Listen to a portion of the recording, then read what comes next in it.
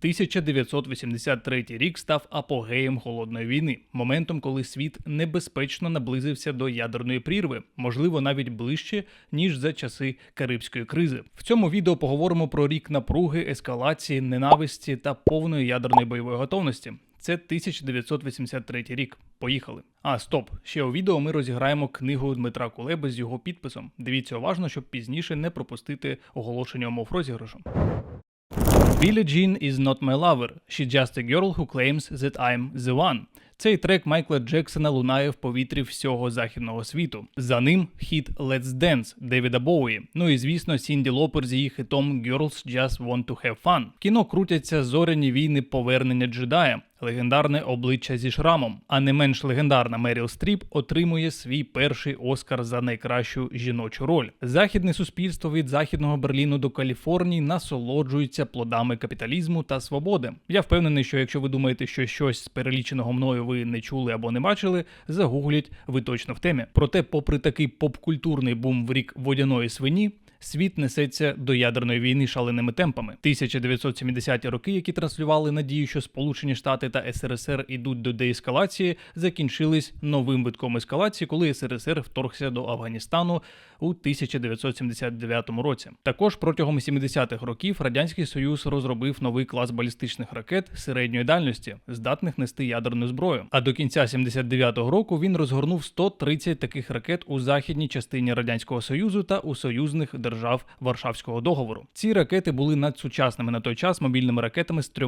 ядерними боєголовками і дальністю до 5000 кілометрів, що дозволяло їм покривати майже всю Західну Європу, включно з Лондоном, Парижем, Боном та Римом. Це означало, що радянський ядерний арсенал став ще більш гнучким і точним, а удар міг бути нанесений дуже швидко, моментально. Країни НАТО в шоці. По той бік Берлінського муру Сполучені Штати так само оголосили про намір розгорнути ракети середньої дальності в Європі. Ця заява пролунала у тому ж 1979 році, і НАТО ухвалило так зване подвійне рішення – Double Track Decision. Перший трек – політичний. Захід запропонував Радянському Союзу розпочати перемовини щодо скорочення або навіть ліквідації радянських ракет в Європі. Другий трек – військовий. Якщо переговори не дадуть результату, Сполучені Штати та їхні європейські союзники розгорнуть 572 ракети в Західній Європі, 108 балістичних ракет середньої дальності Pershing-2 у Західній Німеччині та 464 крилаті ракети Томагавк у Великій Британії, Італії, Бельгії та Нідерландах. Враховуючи готовність Заходу до ескалації, Радянський Союз всерйоз непокоївся можливим ядерним ударом Сполучених Штатів по своїй території. Американці вели активну розробку стратегічних бомбардувальників та працювали над засобами їх приховування. Також працювали над власними балістичними ракетами середньої дальності, в сфері будівництва яких трохи відставали від свого ворога. Тому що американські ядерні сили більше спиралися на міжконтинентальні балістичні ракети, ракетоносці та авіацію. А розміщення Радянським Союзом ракет середньої дальності в Східній Європі створило вакуум стримування в Європі, і Сполучені Штати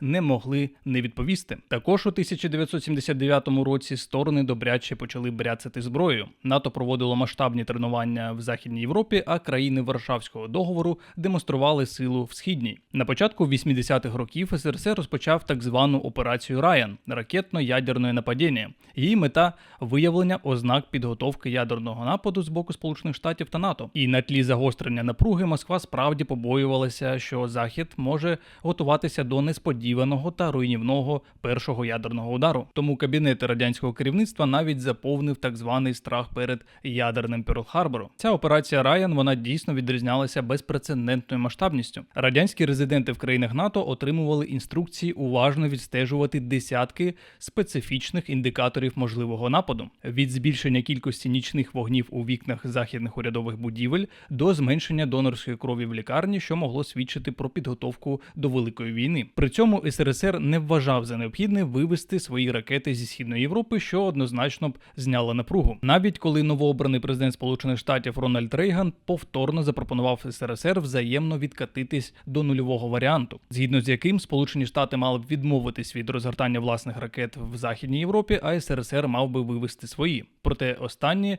не погоджувались з такою пропозицією. Зміна лідерів в західному світі також зіграла відчутну роль. Після років криз та нестабільності британський уряд вперше в історії було було сформовано залізною леді Маргарет Тетчер. Її ворожість до СРСР була категоричною, а британська розвідка за її часів почала навіть допомагати моджахедам Афганістану в боротьбі проти СРСР. На додачу до Тетчер, як я вже згадував, у 1981 році на зміну Джиму Картеру президентом Сполучених Штатів було обрано Рональда Рейгана. Ця парочка Рейгана та Тетчер в культурі уособлюють західне протистояння комунізму за часів Холодної війни. Продовж останніх років до приходу до влади Тетчер активно позиціонувала себе опозицією до комунізму та СРСР. В своїй легендарній промові «Британія, прокинься» Тетчер критикувала розрядку між Сполученими Штатами та СРСР, оскільки совєти не відмовились від свого імперіалізму. Вона обіцяла протистояти Радянському Союзу, який ставить зброю для війни пріоритетніше за масло для своїх власних громадян. Також там Тетчер закликала Британію збільшити фінансування збройних сил, а країни НАТО допомогти Сполученим Штатам розділити тягар безпеки в Європі. І саме за цю промову в СРСР назвали Тетчер залізною леді. Рональд Рейган не був виключенням, бо він був рішучим за Картера в опозиції до СРСР та комунізму. Тож, розіграш книги Дмитра Кулеби «Війна за реальність. Як перемагати у світі фейків» з його особистим підписом. Це унікальна нагода отримати книжку від екс-міністра закордонних справ України. Справжній артефакт новітньої української історії та інформаційної війни. Книга розказує, як Росія роками формувала фейкову реальність навколо України, та як наша держава навчилася протистояти пропаганді, працюючи з емоціями аудиторії та будувати свій міжнародний імідж. Це не просто книжка. Це інтелектуальна зброя в умовах гібридної війни, і саме вона може опинитися у тебе вдома. Щоб взяти участь у розіграші, потрібно фінансово підтримати мій канал через будь-яку платформу: YouTube спонсорство, Patreon, база від Монобанку або BuyMeACoffee. Мінімальний внесок лише 90 гривень. Це невелика сума за весь цікавий контент, який ви отримаєте в якості подяки за підтримку каналу. Розіграш відбудеться вже незабаром. Переможця оберу за допомогою рандомайзера і оголошу про нього в спільноті YouTube каналу. Ваша підтримка дозволяє розвивати незалежну українську аналітику. Долучайтесь, і нехай удача буде на вашому боці. Вся ескалація припала на 1983 рік. Рік всього і одразу. Сполучені Штати почали розгортання своїх ракет Pershing 2 в Західній Європі. Ці ракети були розроблені для запуску з мобільних транспортних засобів, що ускладнювало пошук місць запуску. Час підльоту із Західної Німеччини до європейської частини Радянського Союзу становив лише від 4 до 6 хвилин, а приблизний час підльоту із Західної Німеччини до Москви від 6 до 8 хвилин, що майже не давало радянській армії час на попередження. У зв'язку з цим СРСР активізував розвідувальну операцію «Райан». Агенти КДБ в країнах НАТО почали збір даних про потенційні місця евакуації та укриття, оцінку рівня крові, що зберігалася в банках крові, спостереження за місцями, де приймалися ядерні рішення та де зберігалася ядерна зброя. Також спостереження за ключовими особами, які приймають ядерні рішення, спостереження за лініями зв'язку, навіть розвідка керівників церков та банків, а також спостереження за службами безпеки та військовими об'єктами. Агенти КДБ почали активно повідомляти в Москву, скільки вікон світиться вночі в будівлях Міністерств оборони країн НАТО. І за інтерпретацією СРСР ця активність могла свідчити про підготовку плану по нападу на Радянський Союз. На початку березня, виступаючи перед Національною асоціацією євангелістів, Рональд Рейган назвав Радянський Союз імперією зла та осередком зла в сучасному світі. Під час своєї промови Рейган акцентував, що відповідальність за бряцання зброєю та холодну війну несе саме СРСР, а протистояння відбувається між злом та добром, де зло – це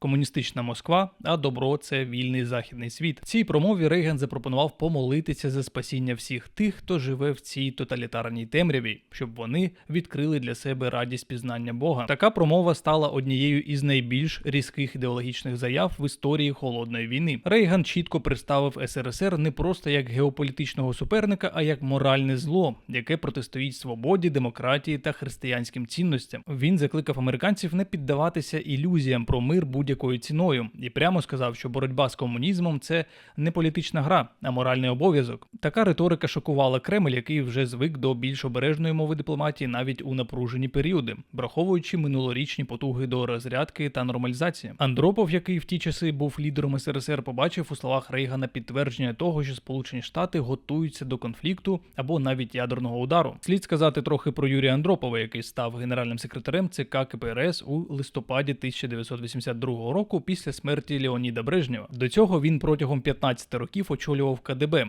що сформулювало його жорстоке уявлення і підозріле бачення світу. Андропов глибоко не довіряв Заходу і вважав Сполучені Штати стратегічним противником, здатним на обман, диверсії та навіть несподіваний ядерний удар. Саме за його керівництва КДБ, до речі, запустило операцію «Райан». Його ставлення до Заходу також було сформоване і Угорською революцією 1956 року. Тоді він був радянським послом в Будапешті і активно сприяв радянській військовій інтервенції, яка призвела до тисяч жертв і відновлення прокомуністичного режиму. За це він отримав прізвисько «Будапештський м'ясник». Цей досвід загартував його переконання, що будь-яке послаблення контролю ззовні чи всередині країни є смертельною загрозою для радянської системи. Про угорську революцію на каналі є окреме цікаве відео, дуже змістовне та сповнене різноманітних джерел, архівів та навіть хронік. Це відео є частиною циклу про падіння комунізму в Європі. На додачу до нього відео про план Моргентау, про лютневий переворот у Чехословаччині, про повстання в Східній Німеччині, повстання в Познані, а також про доктрину Трумена. Загалом більш ніж 3 години унікального контенту, який в доступі спонсорів каналу всього від 90 гривень на місяць. Підтримайте канал фінансово з допомогою платформ спонсорства YouTube, BuyMeCoffee, Patreon та бази від Монобанку і ставайте частиною нашої спільноти. Хто хоче підтримати канал одноразово, для вас доступні PayPal, крипта і звичайна банка від Монобанку. Дякую, повертаємось до теми. Така ідеологічна агресія з боку Вашингтона доповнювалася практичними кроками. В тому ж році Сполучені Штати анонсували програму зоряних війн. Це така амбітна програма створення космічного щита, здатного перехоплювати радянські ракети. Рейган декларував цю програму виключно як оборонний захід, але Радянський Союз бачив у ній щит, який дозволив би Сполученим Штатам вдатися до наступальних дій, зменшивши страх відплати. Такий захист він би просто підірвав би ідею взаємно гарантованого знищення, яка вважалася найсильнішим стримуючим фактором для початку ядерної війни. На додачу до цього Сполучені Штати розпочали підготовку до розгортання ракет Pershing-2 у Європі. І наступним різким кроком були морські навчання в Тихому океані, Флітекс-83. Просто найбільші морські навчання Сполучених Штатів та їхніх союзників під час Холодної війни, які пройшли в серпні-жовтні 83-го року в Північній Пацифіці та Беринговому морі. До цих навчань було задіяно 3 авіаносні групи, тобто приблизно 40 кораблів, 23 тисячі членів екіпажу та 300 літаків. І ці навчання мали 2 мети. З одного боку, це була просто демонстрація сили перед союзниками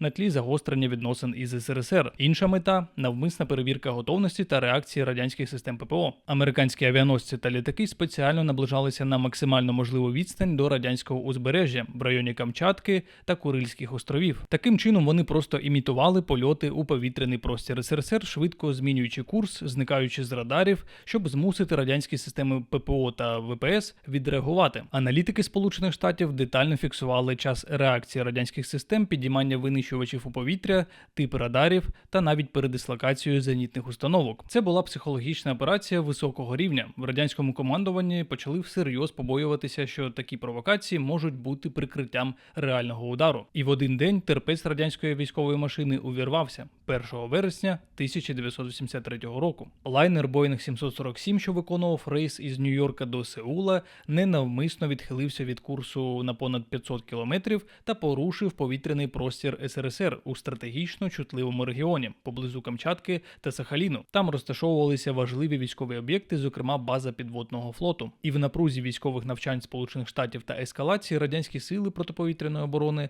вважаючи літак американським шпигунським літаком, підняли винищувач Су-15 і збили літак ракетами класу повітря-повітря, не встановивши точної ідентифікації. Всі 269 пасажирів та персоналу загинули, зокрема член Конгресу Сполучених Штатів Ларрі Макдональд. Цей інцидент викликав шок і лють у Сполучених Штатах та союзників і став предметом надзвичайного засідання Ради безпеки ООН та спричинив хвилю нових санкцій та обмежень. Сполучені Штати публічно звинувачували СРСР у жорстокому військовому злочині. Рейган назвав подію злочином проти людства і використав її для мобілізації міжнародної підтримки в боротьбі проти комунізму. Наступним кроком ескалації стало вторгнення Сполучених Штатів в Карибську Гренаду в жовтні та додатково шокувало радянське керівництво, підсиливши тамтешні занепокоєння, що Захід от-от готується до агресії. Офіційно Сполучені Штати пояснили вторгнення необхідністю захистити американських громадян на острові після військового перевороту. Але у Москві це сприйняли як демонстрацію нового стилю Рейгана – агресивного, непередбачуваного і схильного до силового вирішення зовнішньополітичних питань. У поєднанні з його риторикою про імперію зла та програмою «Зоряні війни» Це створювало відчуття, що Вашингтон готує серію ударів по соціалістичних режимах. Особливу тривогу викликало те, з якою легкістю Сполучені Штати провели цю операцію, повністю обійшовши ООН і навіть не попередивши своїх союзників. Для СРСР це означало, що подібні блискавичні удари можуть бути здійснені, зокрема і в Європі, проти радянських союзників. Найцікавіше, що більшість подій із попередньої частини відео відбувалися в той момент, коли в Європі проходили масштабні військові навчання НАТО із задіянням десятків тисяч військовослужбовців. З вересня по листопад 1983 року американцям вистачало військ, щоб провести найбільш масштабні навчання в Тихому океані, налякавши СРСР настільки, що той випадково збив цивільний літак. Також вистачало сил і на вторгнення в Карибську країну та повалення тамтешнього прорадянського режиму. Так ще і в Європі Сполучені Штати брали участь в одних із найбільш масштабних навчань НАТО під назвою Autumn Forge – осіння кузня. За вигаданим сценарієм операції, конфлікт на Близькому Сході погіршив доступ Радянського Союзу до його нафтових ресурсів, а Югославія, яка на той момент не підігрувала жодній стороні, обрала Захід. За сюжетом гри радянські лідери почали побоюватися, що інші країни Східної Європи підуть за прикладом Югославії і вийдуть із Варшавського договору, приєднавшися до НАТО, що поставило б під сумнів всю комуністичну систему в Європі. Уявна війна почалася з того, що радянські танки перетнули кордон Югославії. Далі відбулося вторгнення в Скандинавію, і зрештою вся Західна Європа була заповнена радянськими військами. Сили НАТО були змушені відступити. Трохи пізніше розповім кінець цього уявного сценарію. Загалом у цих маневрах брали участь понад 300 тисяч військовослужбовців із 19 країн НАТО, зокрема Сполучені Штати, Великобританія, Німеччина, Італія та Франція. Особливістю навчань було масове перекидання американських військ через Атлантику в Західну Європу. Маневр, який виглядав як репетиція справжньої військової мобілізації до війни. Лише в рамках однієї операції з цих навчань Сполучені Штати оперативно перекинули понад 19 тисяч військових та тисячі одиниць техніки. Просто уявіть паніку, яка тоді панувала в Кремлі. Агенти КДБ, до речі, досі були зобов'язані відслідковувати купу індикаторів по підготовці Сполучених Штатів до ядерного удару по СРСР. Власної думки від них не вимагалося. Вони просто мали повідомляти в головний офіс, скільки віконець палає вночі в будівлях Міністерств оборони країн НАТО. А вже обробкою інформації займалися аналітики-діловоди в Москві, що ступлювало ситуацію до невідворотності. Ці аналітики інтерпретували навчання як один із найнебезпечніших сигналів за всю історію Холодної війни. У поєднанні з інформаційною кампанією в медіа, жорстокою риторикою Рейгана та нещодавним вторгненням у Гренаду, навчання дійсно виглядали як останній етап мобілізації перед превентивним ядерним ударом. На додачу і збої в системі оповіщення. Відома історія про підполковника Станіслава Петрова відбулася саме 23 вересня 1983 року. Через помилку радянського супутника спрацювала система попередження про ракетний напад і повідомила про початок ядерного удару з боку Сполучених Штатів. Система показувала виходи балістичних ракет зі Сполучених Штатів. Якби він не повідомив керівництву, що це була хибна тривога, світ зараз би виглядав би зовсім інакше, бо СРСР запустив би ракети у відповідь. І ці ракети були б вже реальними. Останній етап осінніх навчань НАТО став найбільш небезпечним. Його назва – «Здібний лучник». За уявним сценарієм навчань, через кілька місяців після початку конфлікту уряди західних країн ухвалюють рішення про застосування ядерної зброї. Під час рольової гри сили НАТО запускають єдину ядерну ракету середньої дальності, яка знищує столицю України – Київ. Отак от. Це повинно було стати сигналом про те, що Альянс готовий перейти до рішучих дій і таким чином закликати сторони конфлікту зупинитися, поки не пізно. Але для киян вже було пізно. З 7 по 11 листопада 1983 року цей здібний лучник ледь не став останнім тригером для ядерної війни. Ці навчання мали на меті змоделювати перехід від звичайної війни до ядерного конфлікту, включаючи навіть передачу коду на використання ядерної зброї президентом Сполучених Штатів. Також в цих навчаннях вперше за всю історію НАТО були впроваджені нові елементи максимального наближення до реальності. Шифровану передачу наказів, реальну участь лідерів країн НАТО або їхню імітацію, переміщення військових підрозділів, а також симуляцію підняття рівня бойової готовності, включно з переходом на DEFCON 1. Це в Сполучених Штатах існує шкала рівнів бойової готовності військ. і DEFCON 1 вважається найвищим рівнем реакції, який передбачає, що Сполучені Штати знаходяться напередодні великомасштабного військового конфлікту із можливим використанням зброї масового ураження. За всю історію Сполучених Штатів бойова готовність військ жодного разу не досягала першого рівня. Другий рівень було впроваджено лише під час Карибської кризи. Такий масштаб навчання та їх всеохоплююча залученість, плюс контекст ескалації, навів радянське керівництво на думку, що навчання є просто прикриттям для першої атаки на СРСР. Москва привела у підвищену бойову готовність свої ядерні сили, зокрема стратегічну авіацію. У східній Німеччині були зафіксовані переміщення ядерних боєголовок ближче до кордонів з НАТО, а в Польщі навіть відбулося завантаження ядерних боєголовок на радянські літаки. І найцікавіше, що на Заході от просто навіть не усвідомлювали, до якого стану був накручений Кремль, який знаходився за крок до превентивного удару по сукупченню західних військ у Європі. В Сполучених Штатах на той момент навіть не знали про операцію Райан, згідно з якою радянські агенти якраз таки звітували про всі ці сигнали готовності Сполучених Штатів до ядерного удару, які транслювалися як до навчання, так і під час навчань. І лише після завершення навчань НАТО стало зрозуміло, наскільки глибоко СРСР повірив у реальність загрози. Американці дізналися про страхи Кремля лише частково, через повідомлення перебіжчиків, зокрема Олега Гордієвського, який передав дані про глибоку тривогу в КДБ. Але повна картина відкрилася для публіки лише після розсекречення архівів у 90-х та 2000-х роках. Після цих навчань Рейган був просто приголомшений рівнем параної в СРСР та в своєму щоденнику записав, що Сполучені Штати під його керівництвом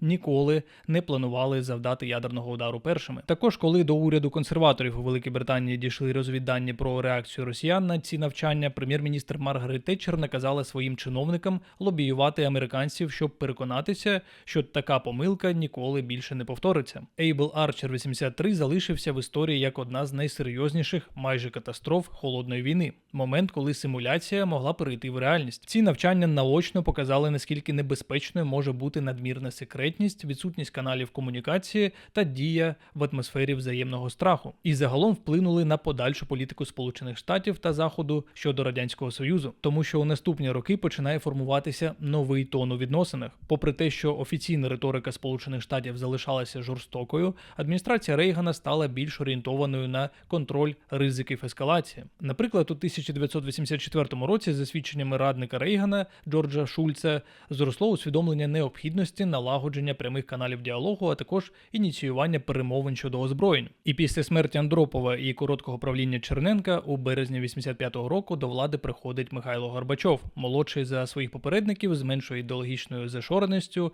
відкритий до діалогу з Заходом. Саме його прихід став вирішальним фактором у зміні динаміки холодної війни. Горбачов швидко ініціює політику нового мислення, орієнтовану на деескалацію, контроль над ядерним озброєнням та перебудову відносин зі Сполученими Штатами. І як він згадував у мемуарах, одним із вирішальних мотивів була саме небезпечна грань, до якої дійшло протистояння у 1983 році. У відповідь адміністрація Рейгана поступово коригує свій підхід до Радянського Союзу. У 1945 році розпочинаються серйозні перемовини щодо стратегічних озброєнь. Згодом у 1987 році було підписано договір про ліквідацію ракет середньої і меншої дальності, який прибрав із Європи ракети Pershing 2 та СС-20. Таким чином, парадоксально, але одна з найбільш небезпечних криз холодної війни стала поштовхом до її завершення. Друзі, дякую за ваш перегляд, ставте вподобайки, підтримуйте канал фінансово, якщо маєте таку змогу. До зустрічі!